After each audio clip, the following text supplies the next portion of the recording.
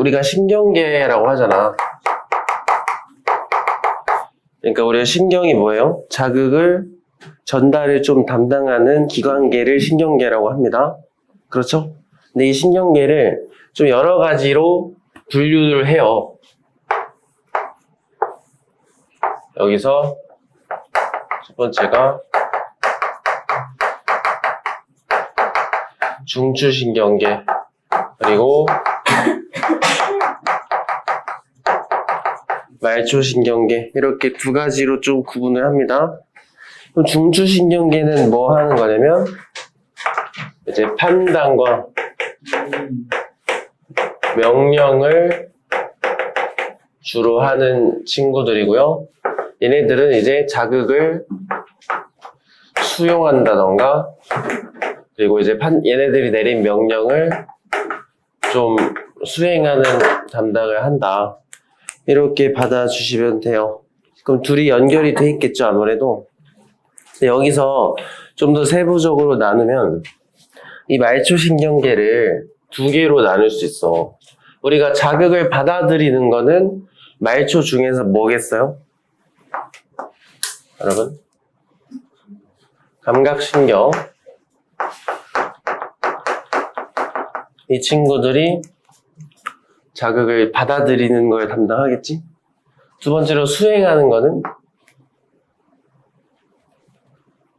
운동신경이 되겠죠? 이렇게 두 개로 나눕니다. 그리고 사실 이 운동신경도 또 두 개로 나눠지거든요. 이거는 그냥 참고로만 알아두시면 좋을 것 같아. 우리가 체성신경이랑요, 자율신경으로 나뉘어. 그러면은 둘의 차이가 뭐고, 이따가 중추신경계 잠깐 보고 나서 한 번 더 설명을 드릴 건데, 체성신경은요, 대뇌가 관여를 하면은 체성신경입니다. 그러니까 이런 거지. 우리가 팔을 움직이는 거 있잖아. 이거 뭐야? 내 의지로 팔을 움직이는 거 아니야. 이런 거를 운동신경 중에서도 체성이라고 불러요. 알겠지? 그럼 자율신경은 뭐냐면 대뇌가 관여 안 하는 거를 자율신경이라고 합니다. 예를 들면은 뭐 재채기 뭐 이런 거는 우리가 내가 재채기 안 하고 싶은데 억지로 나올 때가 있잖아. 그런 거는 대뇌가 관여를 안 하기 때문에 그런 거예요.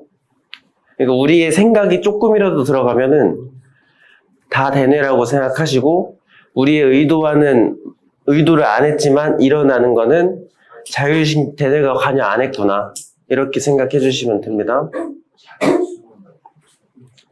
자극을 받아들인다고요? 진짜 어제 그렇게 얘기했는데도 안 되는군요. 그럼 중추신경계부터 한번 볼게요. 방금 설명드렸다시피 자극을 느끼고 판단해서 명령하는 일을 하고 있습니다. 여기에 포함되어 있는 기관에는 뭐가 있냐면 뇌, 그리고 척수, 이렇게 두 가지가 있습니다. 척수를 처음 들어봤을 수도 있는데 척추 아니고요, 척수입니다. 척추가 뭐지?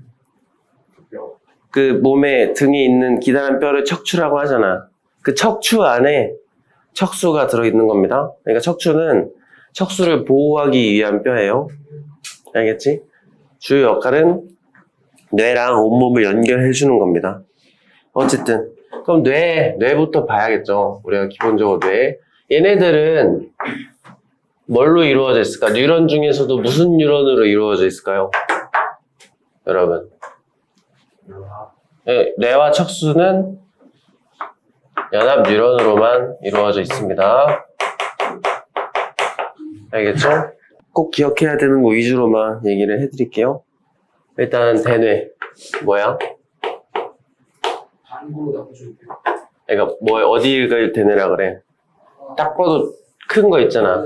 제일 겉에 커다란 거. 그러니까 우리가 딱 봐도 엄청 크니까 이름을 대뇌라고 불러준 거죠. 보통 이제 우리 좌뇌, 우뇌 이런 말 다 알잖아. 방금 얘기한 것처럼 두 개로 구성이 돼 있고요. 뭐 하는지 우리가 대부분의 의식적 활동들 있죠? 뭐 공부한다던가 아니면 팔을 들어야겠다. 그러니까 우리가 조금이라도 우리의 의지가 들어가는 건 전부 다 대뇌가 한다고 생각해 주시면 돼요. 맞지? 그럼 그 밑으로 쭉 내려가면은 여기 가운데 지점 이제 대뇌 바로 아래쪽에 간뇌라는 친구가 있어요. 간뇌 같은 경우는 어떤 일을 하는 거냐면 체온 그리고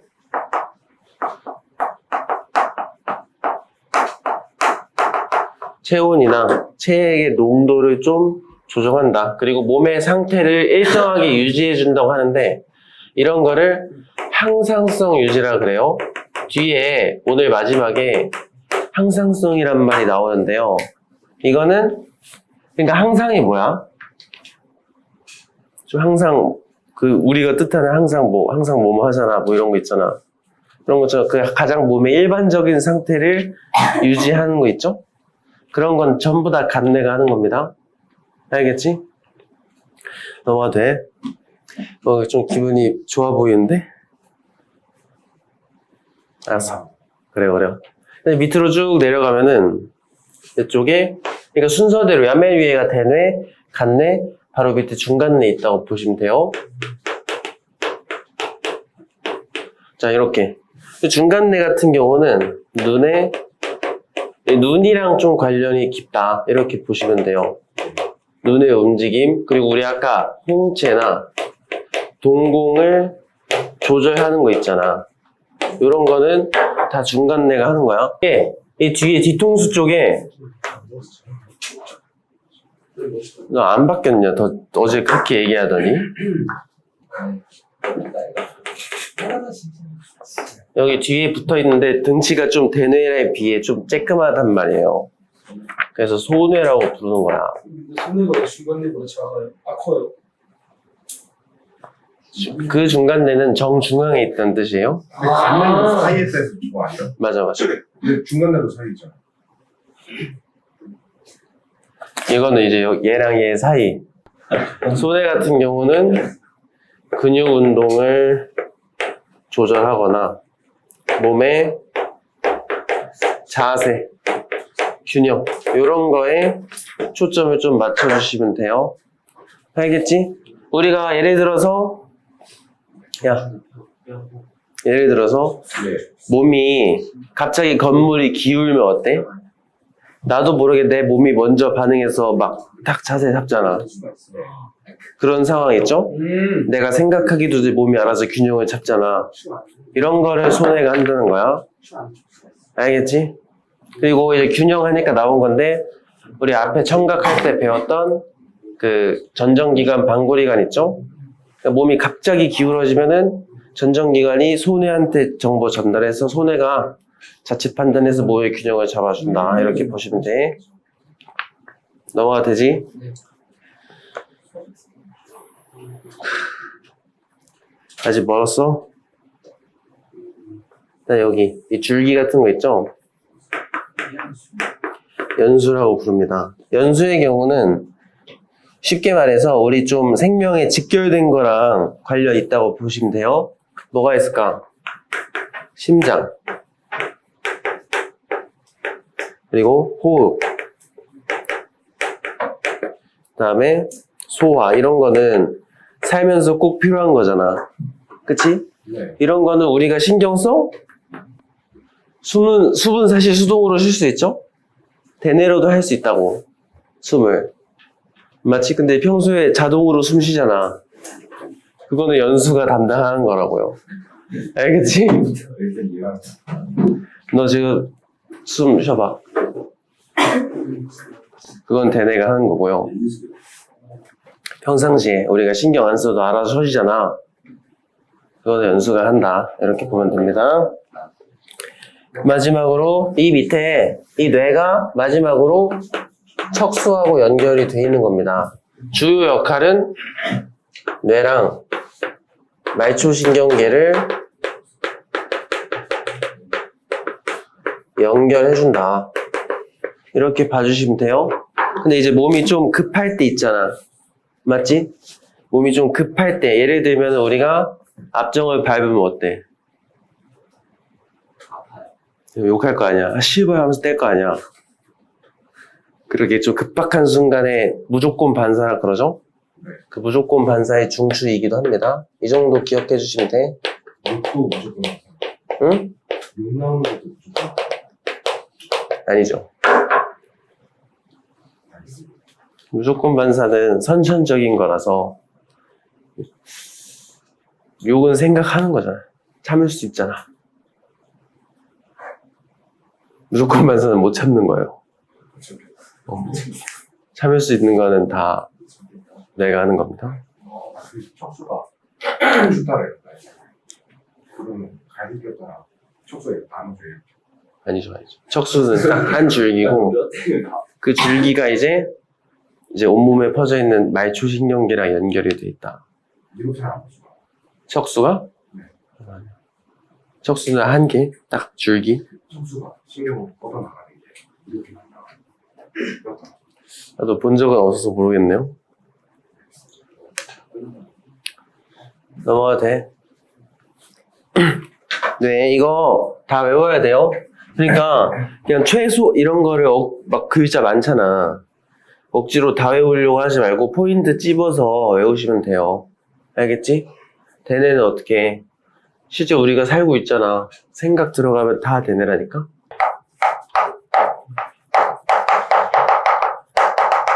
기본적으로 온몸으로 나눈, 온몸에 퍼져 있는 거죠? 그렇지? 그래서 아까도 얘기했지만 두 개로 감각신경과 운동신경으로 나누어져 있습니다. 그럼 각각 이 말초신경계에서 감각신경은 무슨 뉴런으로 이루어져 있다고? 감각뉴런. 그 우리 모양까지도 알아두시면 좋아요. 좀 특이하게 생긴 머리가 몸통에 달리는 게 감각신경이야? 아, 감각뉴런이야? 알겠지? 운동신경은 무슨 뉴런? 운동뉴런. 간단하잖아. 이름 비슷하고. 왜? 감각신경에서 솔직히 뭐라 했는데? 뭐라 했어 또? 감각신경 그 감각이가 지금 목소리 잘 안 나와. 아, 얼마나 알았어. 이제 조용히 해. 좀만. 오늘 진짜 바빠. 나 안 보내 오늘. 결단하고 왔어. 운동신경을 또 두 개로 나눈다 했죠? 근데 이거는 중학교 교과서에 나오는 건 아니라서 그냥 참고용으로만 알아두세요. 자율신경은 책에 나와? 체성신경이 안 나오는 거야?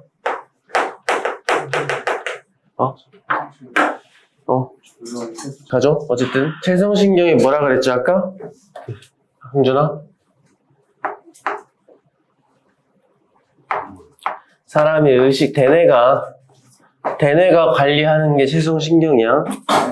뭐 컵을 잡아라 라던가 이런 거는 중추신경이 체성신경에 명령하는 거야.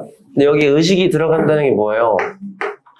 대뇌가 관여한다는 뜻이야. 우리 의식은 반드시 대뇌예요. 맞지? 근데 자율신경은 뭐냐면 대뇌 없이 그러니까 우리의 의식 없이 알아서 움직인다 해서 자율신경이라고 하는 거야. 맞지? 근데 대뇌만 없을 뿐이지 뇌는 반드시 거쳐야 돼. 누군가 명령은 해줘야 되잖아. 그럼 대뇌 말고 다른 뇌들이 명령한다는 뜻이 돼요. 그래서 보통 네 가지가 나온단 말이야. 우리가 이 자율신경을 교감신경, 부교감신경으로 나눠요. 그래서 각각 뭘 뜻하는지도 알아두시면 좋은데 교감신경은 그렇게 생각하면 편해. 좀 긴급한 순간 있죠? 그럴 때는 교감신경이 활성화되는 거고요. 좀 편안하게 집 같은 데서 릴렉스 할 때 있잖아. 그럴 때는 부교감신경이 활성화됐다. 이렇게 생각하시면 됩니다. 그래서 중학교에서는 네 가지를 다뤄요. 동공의 크기, 호흡, 소화, 심장박동. 이렇게 네 가지 예시를 다룹니다. 그럼 위에 교감신경이 뭐라 했어? 이렇게 생각해봐. 우리가 실제로 어떤지를 떠올려 보세요. 외우려고 하지 말고.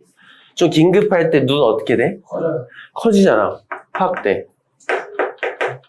호흡은 빨라지잖아. 소화는 이어져요. 잘 안 되죠? 불량. 우리가 좀 긴장되거나 이러면 잘 안 되잖아.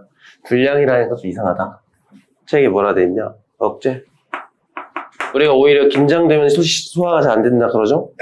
심장박동은 빨라지겠죠. 그럼 반대로 부교감 신경이란 건 뭐야? 거꾸로 좀 편안할 때 눈 축소될 거고, 호흡은 억제. 이제 좀 천천히 쉬어지고, 소화도 억제. 소화는 잘 되죠? 편안할 때가. 심장은 억제.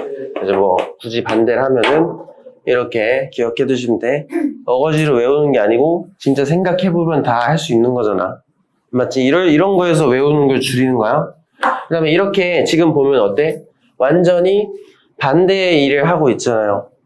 이런 상황을 기량작용이라고 불러요.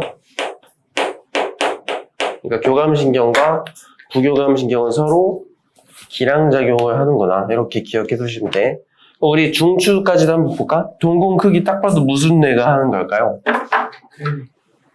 대뇌가, 자율신경은 대뇌가 아니라 했어요. 우리의 의지 없이 일어나는 일들이야, 다. 맞지? 중간뇌입니다. 호흡. 우리 아까 근데 연수가 한 일 뭐였어? 호흡, 소화, 심장박동처럼 생명에 직결적인 거 한다 했잖아.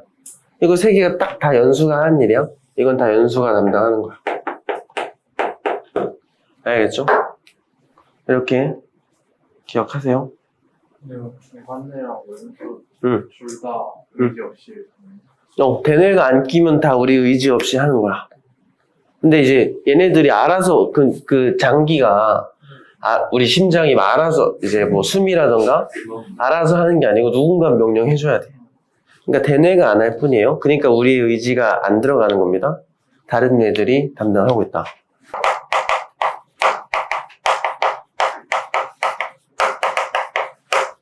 자극에 따른 반응 경로입니다. 그래서 우리가 크게 두 가지로 나눕니다. 첫 번째는 의식적 반응. 자, 의식적 반응이란 건 뭐야? 우리 의지가 섞이는 거. 그렇죠. 의지가 섞이는 거는 반드시 중추가 뭐가 돼야 돼? 우리의 대뇌가 판단을 하신다고 하면 됩니다. 그러니까 우리 의지가 들어가는 거다 보니까 사람마다 반응하는 속도 차이가 나겠어요? 좀 덜 나겠어? 사람마다 다를 수 있어요? 예를 들면 수학 문제 푸는 거 있잖아. 그런 것도 좀 수학에 자신 있는 친구들은 빠를 거 아니야. 난 수학보다 다른 과목에도 잘한다. 이러면은 오래 걸릴 수 있어요. 그러니까 얼마나 복잡한 과정이냐에 따라서 시간의 차이가 발생할 수 있겠죠. 대표적인 예시 뭐야? 컵을 내가 이거 들고 마셔. 이건 뭐야? 대뇌가 마시라고 한 거 아니야. 의지가 들어가는 거죠. 이런 거를 의식적 반응이라고 합니다. 또는 우리가 이제 뭐 이런 거를 잡았는데 뭐 젖어 있어서 차가워. 축축하네. 넣어야겠다. 이렇게 생각하고 놓는 거, 이런 거를 의식적 반응이라고 하는 거죠. 또는 골키퍼가 공 잡는 거는 의식이야? 무의식이야? 무의식. 의식이죠. 공이 날라오니까 잡아야겠다. 공이 날라오는 거 보고 잡아라 하고 잡는 거잖아. 피하던가 잡는 거는 판단하는 거잖아. 이제 경로 기본적으로 어떠한 자극이 들어오면은 뭐 감각기관으로 가겠죠. 여기서 말하는 감각기관이란 건 우리가 앞에서 배웠던 시각, 청각, 피부감각, 미각, 후각 같은 거 말하는 거지. 그럼 감각기관 다에 뭐니? 감각, 신경을 통해서 전달이 되는데 의식적 반응이니까 뭐가 껴있어야 된다? 의식적 반응들은 반드시 대뇌가 껴있어야 되고요. 그럼 대뇌에서 판단했잖아. 그럼 대부분의 행동은 물론 이제 여기서 좀 갈려요. 만약에 내가 얼굴로 해결할 수 있는, 만약에 내가 내 판단이 입을 벌리는 거면은 입만 벌리면 끝이잖아. 그러니까 얼굴에서 끝나는 어떤 행동들은 척수를 안 타고 가도 돼. 근데 손을 잡는 거는 얼굴에서 해결이 안 되잖아. 이때 척수를 타고 내려가는 거야. 알겠죠? 맞지? 네. 팔을 움직인다던가 이런 거.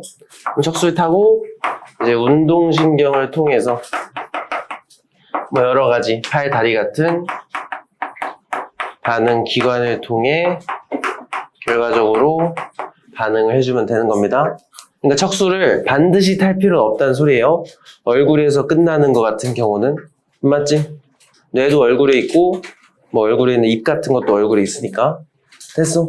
이걸 이 많은 과정을 빨리 하는 거, 엄청 빨리 하는 거. 그렇죠. 넘어가도 돼? 그럼 이거랑 비교해서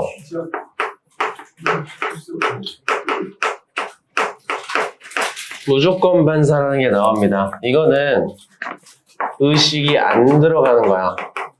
그러면은 대뇌에 관여가 있는 거니 없는 거니? 없는 거예요. 맞지? 대뇌에 관여가 없는데 근데 몸이 장기가 알아서 움직이는 건 아니야? 누군가는 판단해줘야 된다고요. 여기에 중추는 누굴까요? 대뇌를 제외한 나머지 뇌들 있잖아. 맞니? 그 중에 대표적인 게 뭐가 있냐면 척수랑 그리고 중간뇌 그리고 연수 요런 친구들이 이제 대표적으로 나오는 친구들이니까 요거는 기억을 하시면 됩니다. 맞지? 그럼 척수반사라고 하죠. 각각 척수반사, 중간뇌 반사, 연수반사라고 하는데 척수가 하는 건 뭐가 있을까요? 아까도 얘기했지만 좀 위급한 상황이 있잖아. 뭐 이런 거 막 이제 잡았는데 뜨거워. 그러면 바로 떼자 손이 먼저 움직이잖아. 이런 거는 위급한 상황이니까 대뇌가 판단하기 전에 척수선에서 판단을 끝 마친 겁니다. 근데 이것도 뜨거운 걸 의식한다고 말하는 거지. 아니 이제 그 전에요. 진짜 엄청 나 예상치 못하게 엄청 뜨거울 때 있잖아. 그럼 봐봐 반응 경로 봐봐. 원래는 의식적 판단하려면 어떻게 해야 되냐면 잡어 감각신경 따라서 뇌까지 왔다가 떼 그럼 다시 와서 이렇게 떼는 거잖아. 맞지? 근데 너무 뜨거워. 그러면은 척수에서 올라오다가 아, 이거 너무 뜨겁다. 그러면 바로 떼라 이렇게 가는 거지. 이해돼요? 네. 그럼 상대적으로 대뇌까지 안 가도 되잖아. 반사 속도가 어떨까요? 의식적 반응에 비해서 굉장히 빠르다는 거. 맞지? 굉장히 빠르다. 척수보다 또 뭐가 있을까? 뭐 날카로운 거 말았다던가. 아니면 대표적으로 그게 있죠. 우리 무릎 탁 쳤을 때 다리 올라가는 거 있잖아. 근데 한명 어쩔 때 안 되는 그 정확한 각도로 쳐야 됩니다. 알겠지? 예시 기억해. 뭐 뜨거운 거 잡았다던가 날카로운 거에 찔렸다던가 아니, 그 무릎을 쳐가지고 띄우는 무릎을 펴는 그런 실험 있죠? 그런 거 기억하시면 되고요. 중간뇌는 뭐가 있을까요? 우리 동공반사 기억하시면 됩니다. 우리가 그런 거 있잖아. 눈뽕이라고 하죠. 자다가 눈에 후레쉬 비치면은 동공이 작아진단 말이야. 동공이 작아져요? 왜? 빛이 많아지면 빛의 양을 조절하고 동공을 줄여야 되잖아. 이거는 무조건 반사에 속하는 거야. 대뇌가 판단하는 게 아니고 중간뇌가 판단해서 줄여라 이렇게 얘기해 주는 거야. 그런 걸 동공반사를 합니다. 동공반사, 중간뇌, 눈이니까 중간뇌가 한다는 거 기억하시고요. 연수반사 3개 있는데 기억하시면 돼요. 우리 재채기, 딸꾹질, 침 이런 거는 우리가 재채기 하고 싶을 때 할 수 없잖아. 알아서 나오는 거잖아요. 딸꾹질도 마찬가지고. 응? 참을 수 있는데 그 시동이 걸리는 건 못 참죠. 그거는 그런 거를 무조건 반사라고 하는 겁니다. 이제 몸에 이제 호흡 들어가는 곳에 막 먼지가 낀다던가 이러면 재채기가 나오는 거죠. 재채기 같은 거 있잖아요. 진짜 혈액 있잖아요. 그때 지지에 나올 때 의식하잖아요. 아, 그만. 그러니까 그 재채기가 나오는 그 순간은 지금 재채기 해봐. 애초. 안 되잖아요. 그다음에 침 분비는 뭐냐면 우리가 그 입안에 음식이 들어가면 침이 자동으로 나온단 말이야. 에이. 나와요. 맞아? 나와요 진짜로. 음식이 들어가면 침이 나오는 거야. 음식이 아니라 그냥 어떤 거든 다 들어가는 거. 침대. 아니 소화할 수 있는 것만. 그걸 입 안에 넣어요. 우리가 그 액체 화학 물질이 들어가면 우리가 미각은 뭐라 그랬어? 근데 액체 화학물질이 어떤 건지 모르겠어요. 그러니까 이제 그냥 액체가 들어가면 나오는 거야. 근데 잘 때 그럼 침을 뱉어줘. 흐르니까. 그 쌓이니까. 침이 쌓인다고. 그냥 그러니까 이제 잘하는 침처럼. 그러니까 그렇게 내가 원하는 게 아니잖아. 침 분비가.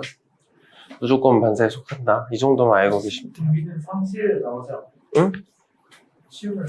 그렇죠. 상시에 나오죠. 근데 이제 또 특히 많이 나올 때가 있잖아. 아, 그런 거 얘기하는 거야. 그리고 침은 내가 침 만들어 하면 막 나오는 게 아니잖아. 알아서 나오는 거잖아. 걔네가 하는 게 아니라는 소리예요. 알겠지? 연수가 하는 거야, 연수가. 넘어가도 돼? 영어 같은 경우는 우리가 자극. 시계 맛을 느낄 때 후각이랑 미각이랑 동시에 사용해서 하잖아요. 네. 그것 때문에 그 맛있는 음식 냄새 맡기만 해도 침 보인다고 할 수 있는 거예요. 그거는 이제 조건 반사에 속하는데, 그 조건 반사는 중등 교육 과정이 아니긴 해서 일단 넘어갈게. 헷갈릴 것 같은데? 얘기해줘? 그냥 맛있는 음식 냄새 맡으면 곧 음식이 들어올 거라는 걸 알고 미리 나오는 거예요. 그거 이제 조건 반사인데, 여러분 조건만 잠깐만 얘기하면은, 조건 반사도 반사기 때문에 의식 들어가, 안 들어가? 안 들어가는 거야?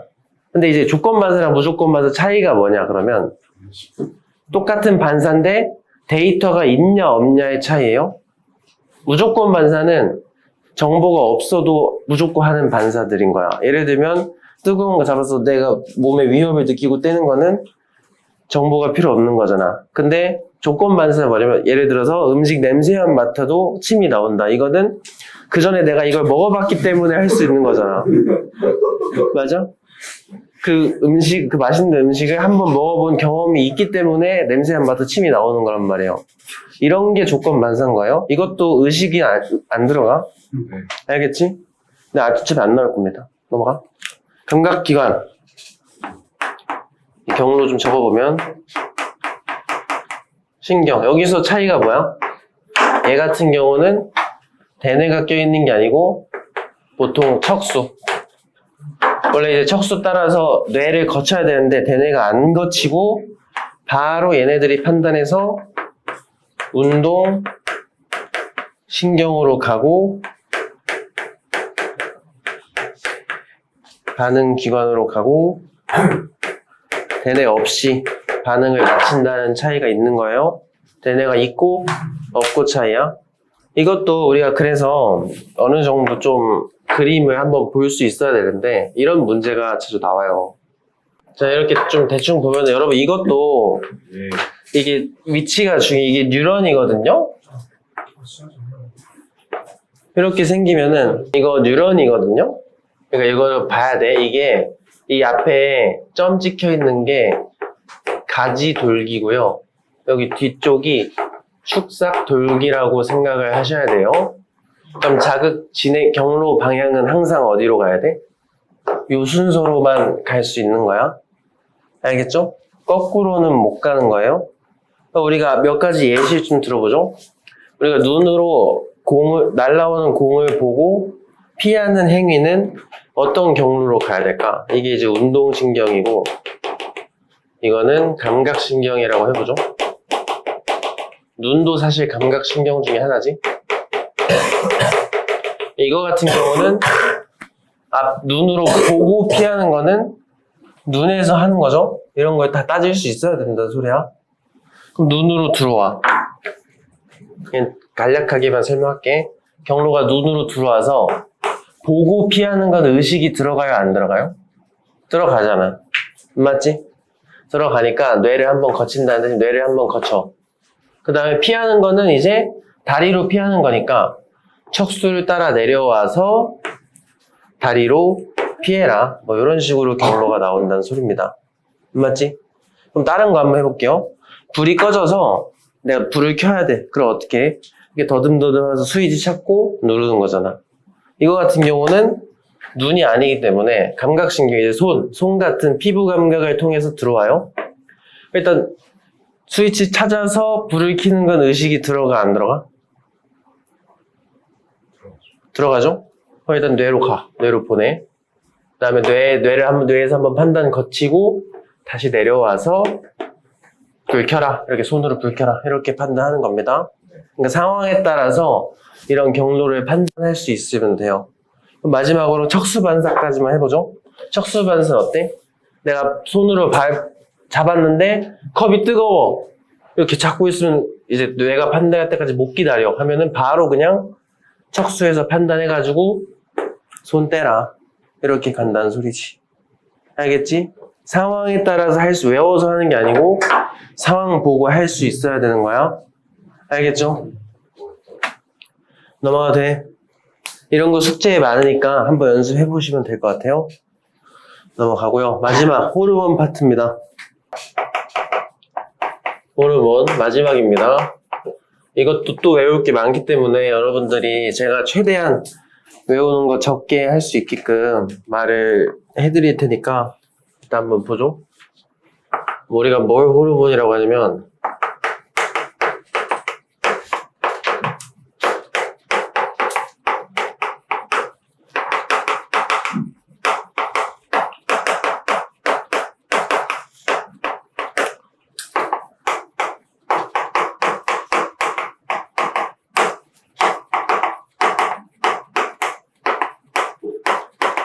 이렇게 어떤 우리가 이제 몸의 기능 전체를 한다기보다는 각각 호르몬마다 역할이 있습니다.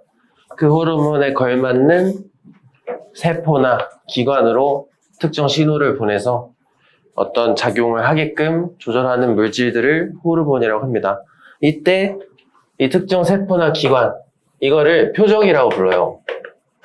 그래서 각각 표적 세포, 표적 기관 이렇게 부르는 겁니다. 저 표적으로 신호를 전달한다. 이렇게 봐주시면 돼요. 맞지? 이때 우리가 이제 기본적인 특징부터 쭉 나열해 볼게. 이 호르몬이 만들어서 분비하는 곳을 내분비샘이라고 불러요. 이제 호르몬이 만들어지는 곳 이렇게 봐주시면 됩니다. 호르몬이라는 거는 몸 각각의 가지 곳곳에 있는 내분비샘이라는 곳에서 만들어지는구나. 그러니까 우리가 중학교에서는 어떤 내분비샘이 있냐면 이따 한 번 더 정리할 건데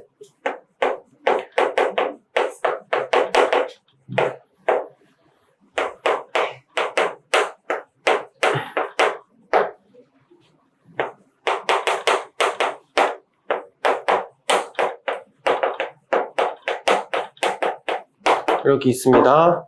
네, 하수체, 갑상샘, 부신, 이자, 정소, 남자라면 정소, 여자라면 난소 이렇게 있다. 그럼 뇌 하수체가 뭐냐? 이거야. 우리 뇌 앞에 보면 이렇게 혹 같은 게 달려 있거든요. 뇌 연수 앞에 이렇게 혹 같은 게 주머니 같은 게 나와 있어요. 이쪽을 뇌 하수체라고 합니다. 그 다음에 이제 목 앞쪽에 막 목 아프다 하잖아. 그 부위에 갑상샘이라는 내분비샘이 존재를 하는 거고요. 이자는 여러분 다 아시죠? 이자액 작년에 했던 거. 그 이자 맞고요. 그 다음에 이자 옆에 콩팥이 있는데 그 콩팥 위에 약간 좀 꽃갈모자 같이 쓴 게 있단 말이야. 거기를 부신이라 그럽니다. 부신이라는 내분비샘 이렇게 봐주시면 되고요. 마지막으로 남자라면 정소가 있을 거고 여성이라면 난소가 있겠죠. 이 정도 내분비샘을 기억을 하시면 됩니다. 됐지? 이제 각각의 내분비샘에서 각각의 이제 호르몬 종류별로 분비를 하고요. 얘네들은 표적, 기관 또는 세포에 작용을 하고요.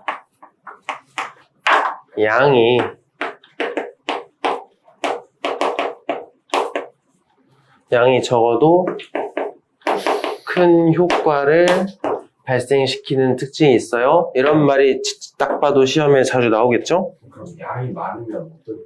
양이 많으면 병이 걸립니다. 너무 많으면 안 돼요. 그런 거 이제 과다증 뒤에 나온단 말이지. 그러니까 진짜 적절한 양이 중요해요. 너무 적어도 안 되고 너무 많아도 안 돼. 근데 많이 필요 없다는 소리예요. 알겠지? 그래서 밑에 방금 나오죠? 너무 많거나 너무 적으면 몸에 이상 현상이 발생을 한다. 아드레날린 엄청나고. 그래서 혈관이 좀 불어서 터지지 않을까? 약간 좀 그렇게 되겠죠. 헐크처럼 되지 않을까?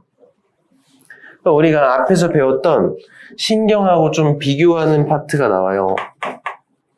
방금 배우는 호르몬과 우리 앞에서 했던 신경을 통한 의식적 반응 이런 거랑 좀 구분을 해주시면 됩니다. 전달은 둘 다 어떻게 하냐면 이 호르몬은요 신경 마냥 전용 길이 존재하는 게 아니고 혈액을 통해 전달을 합니다.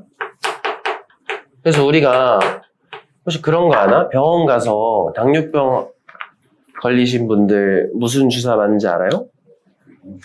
인슐린을 맞아요. 근데 인슐린이 호르몬이거든요. 그러니까 혈액에 꽂는 거야, 혈액에. 어차피 혈액으로 전달이 되니까. 알겠지? 신경은 어디로 전달돼? 뉴런이죠, 뉴런? 뉴런의 가지돌기를 거쳐서 축삭돌기로 전달되는 거 아니야? 맞지? 네, 전달 속도. 뉴런 어때? 빠르잖아. 맞죠?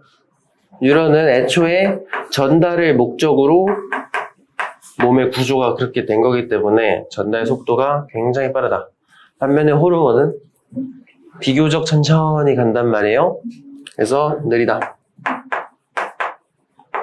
그 효과의 지속성 이런 것도 보실 수 있어야 되는데 호르몬 같은 경우는 오랫동안 유지가 됩니다. 지속적으로 효과가 적용이 된다. 반면에 신경은 일시적으로 나타난다. 이렇게 보시면 되고요.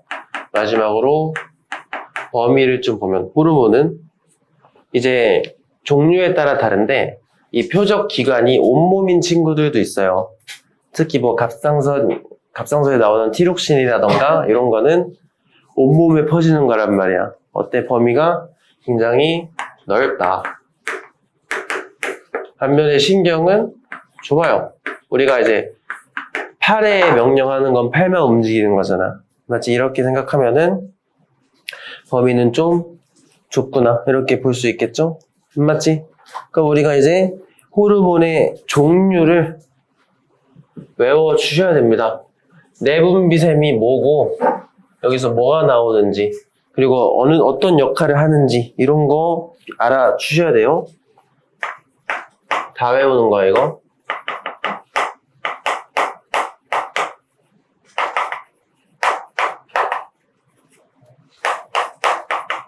자, 지금 첫 번째 꼭대기부터 갈게요. 뭐 있었죠?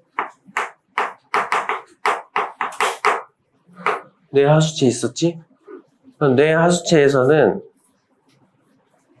세 가지가 나와요. 호르몬이 기억하시면 됩니다. 첫 번째는 생장 호르몬. 우리 그 성장기 때 특히 여러분 나이 때 성장해야 되잖아. 그걸 담당하는 거예요. 그래서 몸의 생장을 촉진한다. 이렇게 보시면 됩니다. 맞지? 근데 여러분 몸이 커진다는 게 뭐 한다는 걸까? 작년에 나왔어. 여러분 학교 시험에. 몸이 커지려면은 뭐가 많아져야 돼요? 세포도 그런데 근육이 기본적으로 성장해야 됩니다. 그 생장 호르몬 하는 일이 단백질 합성이야.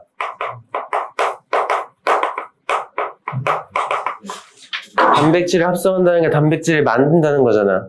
이게 몸이 커지는 거랑 똑같은 뜻이거든요. 알겠지? 여러분 작년 학교 시험에 단백질 합성이라고 나왔어. 다 틀렸어. 다 틀렸어요. 오래됐는데 근데 그게 학교 수업 내용이 좀 많은 것 같아요. 말했겠죠. 교과서에 정확히 단백질 합성이라 나옵니다. 그리고 그러면 나오죠. 이거 좀 나왔었다고. 그러니까 내일만. 무시하지 말라 이거죠. 교과서를. 오케이. 잘하고 있겠지만. 그 다음에 뇌하수체 3가지 넣으면 됐잖아. 갑상샘, 자극, 호르몬. 여기 같은 경우는 갑상샘을 자극하는 걸 하는 겁니다. 뒤에 나오겠지만 일단 티록신 분비를 촉진한다. 티록신이 뭔데 하실 수 있는데 갑상샘에서 분비되는 호르몬 이름이 티록신이에요. 그러니까 티록신이란 거는 약간 좀 2단에 걸쳐서 분비가 된다. 이렇게 생각하시면 됩니다. 지금 몸에 티록신이 필요해. 그럼 뇌 하수체에서 갑상샘을 자극하고 갑상샘이 자극되면 갑상샘에서 티록신이 나온다. 이렇게 생각해 주시면 돼요. 마지막으로 항이뇨 호르몬.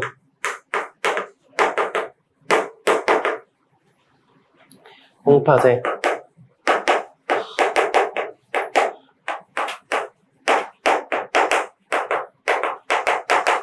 이거는 좀 이름을 보시면 좋겠어. 이뇨가 뭐죠? 네. 이뇨가 뭐야? 이상한. 소변을 이뇨라고 합니다.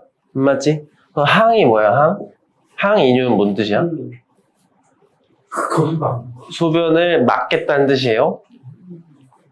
한숨이 막. 소변을 막겠다는 뜻이야. 맞지? 그게 물의 재흡수랑 뭔 상관이죠? 이거 기억해? 네. 배설에서 배웠던 건데 물을 재흡수한다는 게 뭔 뜻이야? 그 세뇨관 기억하나? 세뇨관에서 물을 모세혈관으로 갖고 오는 게 재흡수야. 맞지? 그럼 재흡수를 많이 하면 세뇨관의 물은 늘어나는 거야, 줄어드는 거야? 줄어드는 거잖아. 그 세뇨관에 있는 게 오줌이거든요. 맞지? 그러니까 재흡수를 많이 하면 오줌이 줄어들겠죠? 그런 거를 관리한다고 보시면 됩니다. 이해돼요? 네. 이렇게 뇌하수체에서는 3가지 기억하시면 되고요. 갑상샘. 이와 같은 경우는 티록신이라는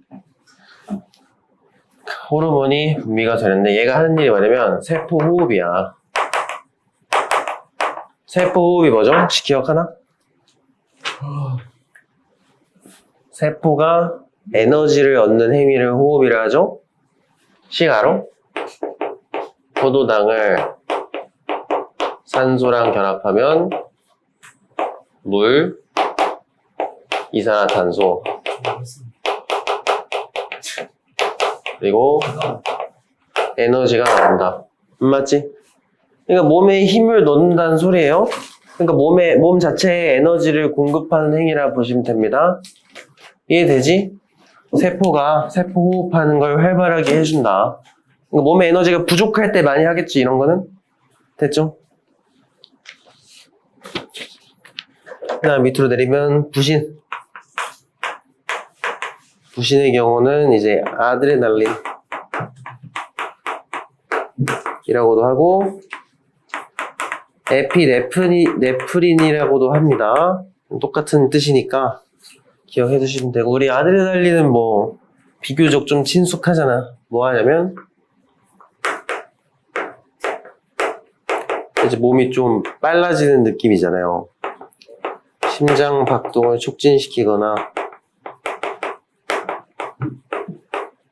혈당량을 증가시키거나 혈압 같은 거를 증가를 시킵니다. 이렇게 어쨌든 몸을 좀 비교적 다 활성을 시킨다. 이렇게 보시면 돼요. 맞지? 2자입니다. 2가지가 나오고요. 이게 중요해. 뒤에 항상성 할 때 중요하기 때문에 꼭 기억을 해주시면 좋겠어요. 인슐린과 글루카곤입니다.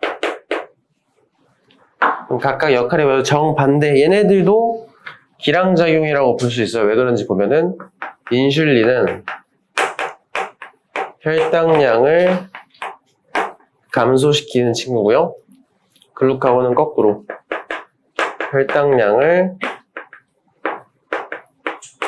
증가시켜주는 역할을 합니다. 그러니까 이렇게 반대되는 일을 하는 거는 서로 기량작용을 한다. 이렇게 표현한다 그랬죠? 혈당량이 혹시 뭔지 아시는 분 있나? 그 혈액 속에, 피 속에 포도당 양을 혈당량이라고 합니다. 그러니까 포도당이 피 속에 왜 돌아다녀? 우리 세포 호흡하려면 포도당이 필요하잖아. 그러니까 피 속에 항상 일정량을 채워놔야 세포들이 계속 쓸 거 아니야. 그렇지? 그거 얘기하는 거예요. 그래서 적당한 양이 중요해. 그럼 딱 봐도 언제 나오는 거겠어? 혈당량이 너무 많어. 그럼 인슐린이 나오겠죠? 좀 모자라면? 글루카곤이 나오겠지? 그렇게 기억을 해두시면 됩니다. 일단 이거는 별로 안 중요하니까 일단 이름만 알아도 정소에서 테스토스테론이랑 난소는 에스트로겐. 일단 이름은 알아놓긴 해야 됩니다. 알겠지? 각각 남성, 여성의 2차 성징을 발현한다. 이렇게. 이 두 개는, 마지막 거 두 개는 이름 정도만 일단은 이름을 외워놓긴 해야 됩니다. 알겠죠? 혹시 모르니까.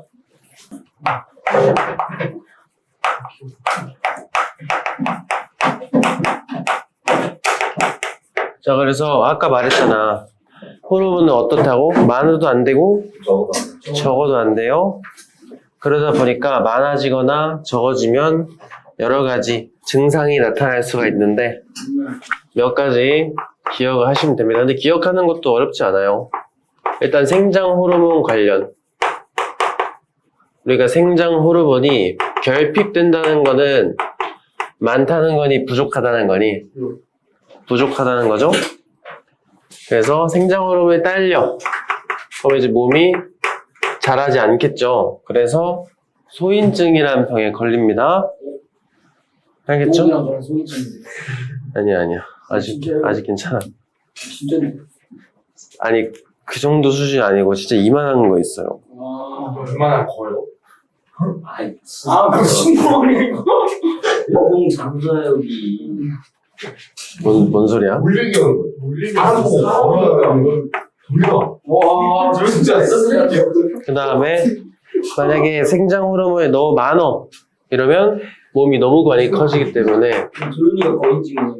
그래서 거인증이를 합니다. 아니 진짜 그 정도가 아니고 진짜 이따만한 거 있어. 농구 선수급. 이때만 커요. 예. 왜? 이때만 사람이라 해야 되는 거. 알았어. 이따만. 그럼 농구 선수는 자꾸 찍는 거죠. 아니, 그 정도는 아니고 진짜 막 좀 애매한 것 같아요. 잘 모르겠습니다. 어쨌든 엄청 큰 거 있죠. 근데 이런 생장은 보통 우리 사람 기준 언제 얘들아? 청소년기 하잖아. 근데 청소년기 이후에도 생장 호르몬이 몸에서 나오는데 만약에 성장기 이후에 생장 호르몬이 많잖아요. 성장기 이후 이러면 말단 비대증이라는 병에 걸립니다. 이게 뭐냐면 얼굴, 손, 발 이런 데가 커지는 걸 말해요. 알겠지? 막 손 가끔 엄청 두껍고 큰 사람들이 있으면은 이런 병을 의심을 해볼 수 있는 겁니다. 근데 군대나 그런 데도 청소년 이유잖아요. 가끔씩 거기서도 키가 크고 그렇죠. 그러니까 사람마다 그 기준이 우리가 언제 성장기가 끝나는 거는 딱 수치로 정해지는 게 아니잖아요. 군대도 20대 초반이면 아직 한창일 수도 있죠. 충분히. 됐지? 쌤씨 저거 다른 거 그만 좀 해, 그만. 조민재 공부하죠? 알겠지? 나 힘들어. 다음에는 티록신. 티록신 관련 병에는 뭐가 있냐? 이제 만약에 티록신이 부족해진다. 이러면은 이것도 봐봐. 이렇게 그냥 억지로 외우지 말고 봐봐요. 여러분, 갑상샘에서 뭐가 나온다 했어, 아까? 티록신이 나온다 했잖아. 그럼 티록신이 잘 안 나오면은 갑상샘이 제1 하는 거야, 못 하는 거야, 지금? 못 하는 거잖아. 그러니까 저하증. 알겠죠? 억지로 외우지 마. 이렇게 외우는 걸 줄이는 거야. 맞니? 근데 갑상샘에 나온 티록신이 하는 일이 뭔데? 이것도 생각해봐. 세포 호흡하는 게 티록신이었잖아. 맞아? 네. 그럼 세포 호흡을 못하면 몸에서 어떤 변화가 있을까요? 세포 호흡이 뭐였어? 에너지 얻는 거죠? 그 에너지가 모자라지겠네. 그렇지? 그래서 쉽게 피로해진다. 맞니? 네. 그 다음에 에너지가 부족해지면 어 지방을 에너지를 더 많이 먹지 않나요? 근데 그걸 못 그러니까 양분만 쌓아놓고 그 양분을 분해해서 에너지 꺼내는 과정이 필요한데 그걸 못한다는 뜻입니다. 그러니까 쌓아만 놓는 거야. 이해돼요? 그러니까 체중이 늘어나는 거예요. 우리가 그거야. 지금 포도당을 분해해서 에너지를 만들어야 되는 거잖아. 포도당을 써야 되는 거야.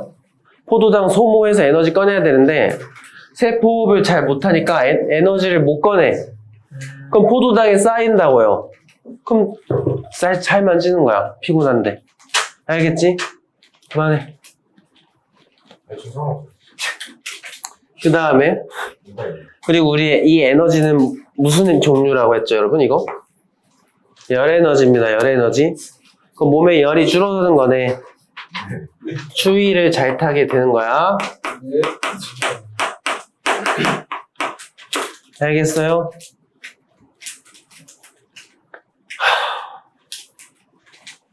그 다음 만약에 그럼 티록신이 많다, 과다한다. 그럼 똑같아. 갑상샘이 뭐 하는 거야, 여러분? 일을 잘해요. 그러니까 향진증이라고 불러요. 알겠지? 항진증, 한진증. 향 아니고 항이요. 그럼 보시면 세포호흡을 많이 하는 거잖아, 여러분. 그럼 뭐야? 맥박이 빨라지고요. 빨라지고. 그 다음에 아까 말했죠? 에너지를 많이 쓰면은 포도당 늘어나겠어? 줄겠어? 줄겠지? 예. 그러니까 이거는 살이 빠져요.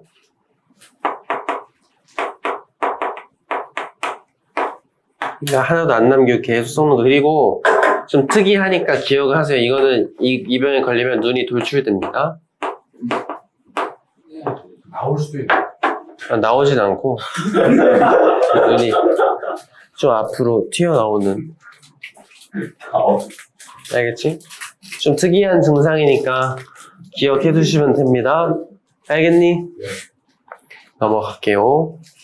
마지막으로 인슐린. 인슐린은 결핍이 있어요. 결핍. 네. 그럼 인슐린이 아까 뭐 하는 거였지? 혈당. 혈당량을 늘리는 거야, 줄이는 거야? 줄이는 거죠. 그 혈당량을 못 줄인다는 건 몸에 혈당량이 많겠어, 적겠어? 많아요. 많겠지. 그러니까 몸에 당이 많다. 그래서 당뇨병. 자, 여러분, 그래서 이것도 쭉 보시면 일단은 몸에 당이 많아진다는 거는 포도당을 쓴다는 거야, 못 쓴다는 거야? 순간 못 쓰면. 지금 못 쓰고 있다는 소리예요. 원래 써야 되는데 못 쓰니까 피에 쌓이고 있는 거야. 그렇죠? 그래서 이거를 아까 얘기했던 대로 좀 쉽게 피로해지고요. 그리고 체중이 감소하는 건데 여기서 체중이 왜 줄어드냐면 여러분 이 몸에 당이 많으면 물이 그 삼투라는 현상 때문에 몸에 당이 피에 당이 많아 물을 다 끌어가요, 얘네가. 물을 다 끌어가는 과정에서 소변에 쓸려 나가는 거거든요. 네. 그래서 소변에 당이 섞여 나오는 거야. 그치? 그 과정에서 당이 몸 밖으로 빠져나가니까 결국엔 체중이 감소하는 겁니다. 알겠죠, 여러분? 어쨌든 뭐 그냥 외워서 푸시는 거야, 사실은.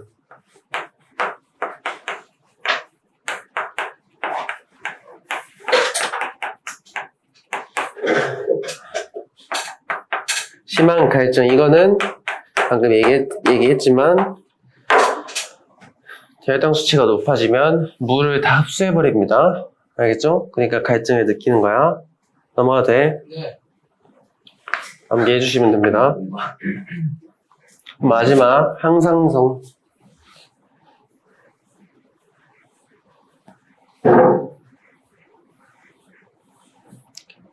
어려워 이거.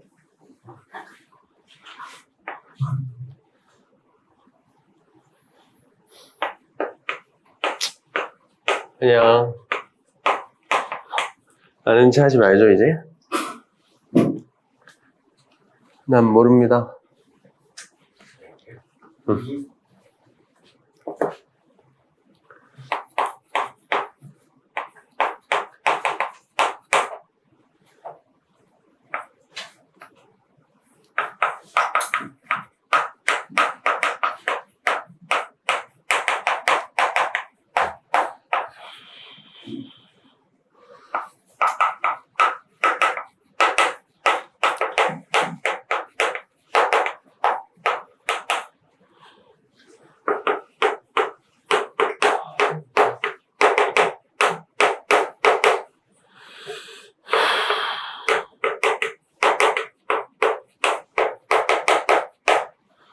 자, 쉽게 말하면 몸의 상태를 일정하게 유지, 그러니까 항상 유지한다, 유지하는 성질 해서 이름이 항상성이라고 합니다.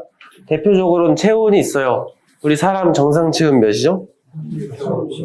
36.5도 정도 되잖아. 여름에는 36.5도, 겨울에는 36.5도잖아. 이렇게 우리 체온을 36.5도로 맞춰주는 게 항상성 때문입니다. 알겠지? 그래서 항상성 뭐 여러 가지가 있는데 그 중에서 대표적으로 두 가지가 중학교 때 자주 나옵니다. 방금 얘기했던 체온 유지 그리고 혈당량 이렇게 두 가지를 보통 다룹니다. 이런 항상성 그러면은 중추도 알고 있으면 좋아요. 누가 관리할까 뇌 중에? 체온 유지 뇌가 대뇌가 해? 우리 의식으로 하나? 아니죠? 간뇌가 담당합니다. 우리 아까 간뇌, 체온 유지, 몸속 체액의 농도, 항상성을 담당하는 뇌라 그랬었죠? 간뇌가 하는 거예요, 간뇌. 됐지? 이제 뭐 누가 어떻게 하는데 신경 또는 호르몬을 활용해가지고 이런 걸 조절을 하고 있습니다. 그럼 먼저 체온 조절 과정 가볍게만 보죠.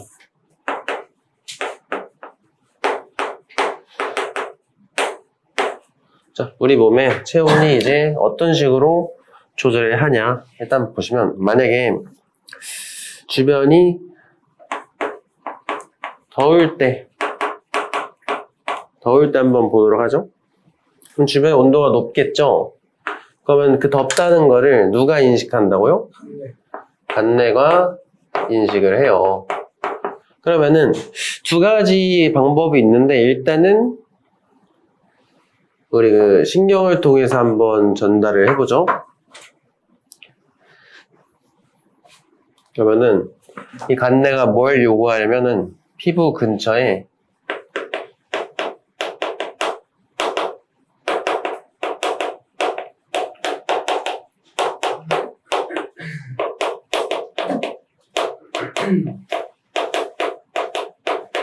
이렇게 명령을 합니다. 그럼 얘네들이 각각 뭘 원하는지도 보실 수 있으면 좋은데 한번 봐봐. 피부 혈관이 확장되면은 뭐가 좋을까요? 혈관을 좀 두껍게 한다고 봐주시면 돼. 그래서 이렇게 두꺼워져. 혈관이 좀 두꺼워지면은 뭐가 좋길래 더울 때 이걸 할까요? 그 표면적이 넓어지잖아? 두꺼워지면 표면적이 넓어지는 거 아니야? 그만큼 열을 방출하기가 좋아져요. 이해돼요? 열을 밖으로 빼면은 내 온도 떨어지는 거잖아. 그치? 혈관을 확장시키는 겁니다. 두 번째는 땀 분비. 이것도 똑같이 열 방출량을 증가를 시키는 건데 땀을 내보내는 거, 그러니까 땀을 내보내면 열이 왜 많이 나갈까요? 밖으로. 홍준이가 얘기해볼까? 오, 맞아요. 땀이 기화를 하잖아. 야, 그러면은 땀이 기화를 하면은 땀이 액체에서 기체로 변한다는 소리죠? 그럼 땀이 에너지 흡수하겠어, 뱉겠어? 했죠. 액체가 기체가 되려면? 방출. 땀이 열을 흡수해서 기체가 되는 거잖아. 맞아? 네. 그때 우리 몸 입장에선 열을 빼는 입장이야? 받는 입장이야?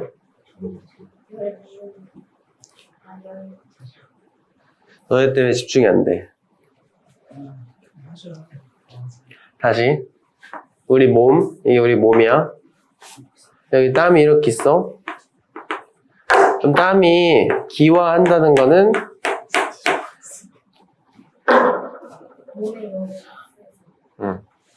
일단 얘네가 기화하려면 열을 흡수해야 된다 했죠?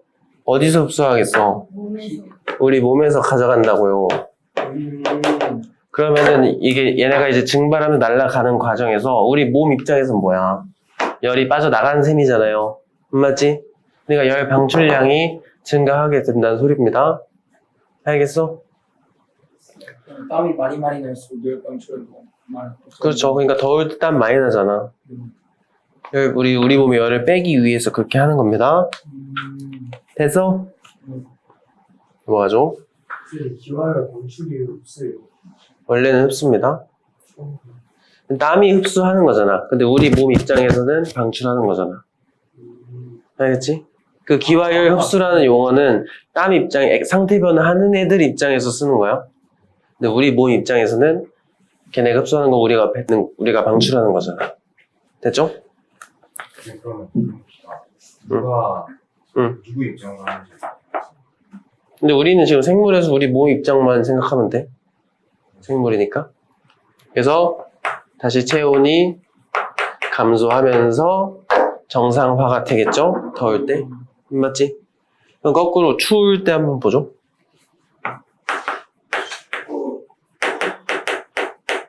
마찬가지야. 추우면은 똑같이 간내가 춥다는 거를 인식을 합니다.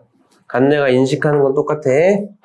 그래서 이 두 가지로 갈리는데 신경을 통해서 다시 체온을 올리는 일이 있고 두 번째는 호르몬을 이용해서 올리는 것도 있습니다. 이거는 신경이에요. 신경을 통해서 올린 거야. 알겠지? 그럼 먼저 신경을 통해서 다시 체온을 올리는 방법 보겠습니다. 아까랑 똑같이, 아까랑 반대겠지 뭐. 피부 근처 혈관을 일단은 수축하면 됩니다. 아까 혈관을 늘리면 내보내는 게 많아졌잖아. 반대로 줄이면 어떻게 되겠어? 열 방출량이 감소를 하겠죠? 밖으로 내보내는 걸 줄이면은 온도가 늘어나겠지, 아무래도. 맞아? 그래서 체온을 비교적 증가시킬 수 있다. 이렇게 봐주시면 되고, 두 번째는 근육을 떨게 해요. 그러니까 우리 추울 때 혹시 특히나 겨울에 화장실 가면은 막 몸 부르르 떨리는 거 알아요? 어? 한번 생각해봐, 잘. 추울 때 몸을 부르르 떤다고요. 추우겠다. 그 집안 자, 이거는 마찬가지로 온도 올리기 위해서인데 몸을 막 왔다 갔다 하면 어떻게 되겠어? 열 발생량이 증가하는 거야. 여러분, 그러니까 이걸 조심해야 되는 게 열을 방출하는 거랑 발생시키는 거 헷갈리지 않게 기록을 잘 하세요. 근육을 떠는 거는 열을 발생시키는 거를 많이 한다. 이렇게 봐주시면 돼. 이 두 개는 이제 우리가 신경을 통해서 조절하는 방법이고요. 그럼 간내가 호르몬을 이용해서 체온을 올리는 방법은 뭐가 있냐면 뇌하수체에 명령을 합니다. 간내가요. 그럼 뇌하수체에서 어떤 호르몬 있죠, 여러분? 생장호르몬, 갑상샘 자극호르몬, 항인유 호르몬이 있잖아. 그 중에서도 갑상샘 자극호르몬에 의해서 갑상샘을 자극을 합니다. 그럼 갑상샘이 자극되면 무슨 호르몬이 나와? 티록신이 분비가 되겠죠? 그럼 티록신이 분비가 되면 세포 호흡을 많이 하는 거잖아. 맞지? 그 세포 호흡 많이 하면 온몸에서 막 에너지가 튀어나오는 거잖아. 근데 그 에너지 종류 자체가 열 에너지의 일종이기 때문에 결론적으로 열 발생량이 몸에서 열 자체가 많이 발생하게 된다. 그 온도를 어느 정도 올려줄 수 있겠죠? 이런 방식으로 체온 조절을 하는구나. 이렇게 기억하시면 돼요. 알겠어? 근육이 갑자기 이걸로 추우니까. 추우니까. 화장실 가면 몸 부르다는 거 경험 없어? 아, 그런 거 얘기하는 겁니다. 간내가 명령을 해서 그렇게 하는 거야. 됐어? 마지막 혈당량. 그렇게 보면 어? 근데 말 작게 할게요. 알았어. 고맙습니다. 자, 한번 보죠. 우리가 이제 혈당량을 조절할 건데, 우리가 기본적으로 어떤 방식으로 조절하는지 한번 볼게요. 혈당량은 아까도 얘기했지만, 피 속에 들어있는 포도당의 양을 혈당량이라고 하는 겁니다. 봐봐. 우리 이거 기억하실지 몰라. 포도당이 근본적으로 뭐예요? 그러니까 근본. 뭐 아미노 영양소잖아. 근데 영양소 중에 뭐야? 영양소 중에 뭐야? 탄수화물? 탄수화물 지지. 탄수화물입니다. 근데 내가 탄수화물의 구분을 3개로 한다 했던 기억하시나요? 네. 뭐랑 뭔데? 그거 단당류. 단당류. 이당류랑 단당류, 다당. 이당류, 다당. 다당류. 그래서 여기서는 단당류 중에서 단당류는 한 덩어리짜리라 했죠? 네. 이당류는 2덩어리짜리. 다당류는 엄청 큰 거. 3개 이상. 3개 이상, 3개 이상. 여기서 이것만 기억하면 돼. 단당류에 속하는 게 포도당이고요. 우리 다당류에 원래 뭐가 있었죠? 중2 때까지는 녹말 위주로 배웠어요. 녹말. 맞지? 근데 이제 그 다당류 중에 녹말 말고 글리코젠이라는 친구가 있어. 이렇게. 알겠지? 그래서 이 2개를 서로 왔다 갔다 시키면서 혈당량을 조절하는 거거든요. 그럼 봐봐. 단백질이래. 포도당을 합성하면은 글리코젠이 되는 거고요. 글리코젠을 다시 분해시키면 포도당이 되는 거잖아. 맞지? 네. 근데 혈당량은 뭐로 판단하는 거라고? 포도당이 합성되면 혈당량은 늘어날까 줄어들까? 줄어드는 거죠? 야, 혈당량은 선생님 반대로. 포도당의 양을 혈당량이라 하는 거야. 그러면은 포도당을 합성시켜서 글리코젠이 되면 포도당이 글리코젠으로 변하는 거잖아. 그럼 포도당 양은 늘어나는 거야, 줄어드는 거야? 줄어드는 거예요. 이해돼요? 그럼 거꾸로 글리코젠을 뿌개가지고 포도당으로 바꿨어. 그럼 포도당은 늘어나는 거잖아.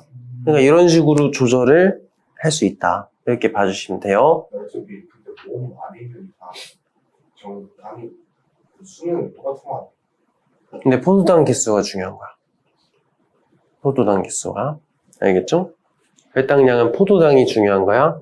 그럼 우리가 이제 조절을 어떤 식으로 하는지 한번 보죠. 만약에 혈당량이 높아. 그럼 혈액 속에 포도당이 많다는 거야, 적다는 거야?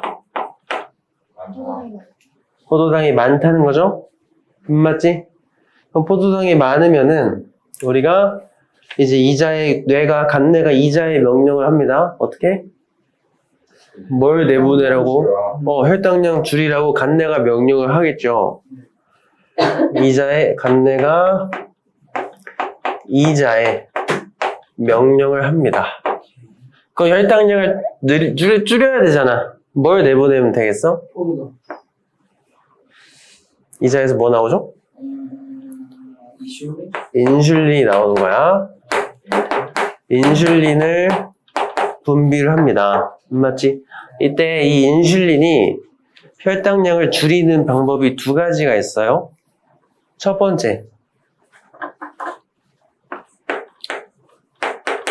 세포 흡수를 하는 거야. 그러니까 세포 흡수라니까 좀 이상하네. 세포가 포도당을 흡수를 해요. 세포가 포도당을 왜 흡수하지? 세포 호흡할 때 포도당 필요하죠? 그러니까 세포에서 빨리 가져가. 너네 배식 빨리 가져가라. 이렇게 명령을 할 수 있는 거예요. 티록신이에요. 인슐린. 인슐린 저거. 저 역할을 할 수 있는 거예요. 왜냐면 우리가 결국에 세포가 가져가면 혈액 속의 포도당은 늘어나 줄어들어? 줄잖아. 알겠지? 됐죠? 혈액 속의 포도당이 중요한 거야, 지금. 혈당량은. 그 다음에 두 번째 방법은 뭐겠어요? 포도당을 글리코젠으로 바꿔주면 됩니다. 알겠지? 인슐린이 그거 할 수 있어요. 예. 포도당을 글리코젠으로 바꾸는 일을 할 수 있어. 또는 세포한테 흡수하라고 하게 할 수 있습니다. 맞지? 그럼 결과적으로 어때? 이렇게 되면 혈액 속의 혈당량이 포도당이 늘어나 줄어들어. 줄잖아. 그러니까 정상 혈당량으로 돌아온 거죠. 이거 어려워. 잘 봐. 나중에 막 그래프 문제 보면은 막 그래프도 나와요. 네. 그래프 보고 막 판단하게 해. 무거운데. 나와. 네, 똑같아. 만약에 간내가 혈당량이 낮은 걸 인지했어요. 네. 그럼 어떻게 하냐면 진짜. 이자에 명령을 합니다. 뭘 내보내라고 하냐면 글루카곤을 분비를 시켜요. 그렇게 하고. 그럼 이거는 뭐야? 포도당을 늘리고 싶은 거야? 줄이고 싶은 거야, 얘들아? 늘리고 싶은 거지? 포도당을 늘리려면 아까 합성해놨던 글리코젠을 포도당으로 분해해서 혈액으로 내보내면 혈액 속 포도당 양이 늘어나겠죠? 네. 이렇게 하는 거야. 여러분 봐봐. 글루카곤이랑 글리코젠 이름도 헷갈린단 말이야. 조심해야 됩니다. 둘이 연관성이 있나요? 저거. 없어요. 알겠지? 글루카곤은 글리코젠을 포도당으로, 인슐린은 포도당을 글리코젠으로. 이렇게 하면은 끝.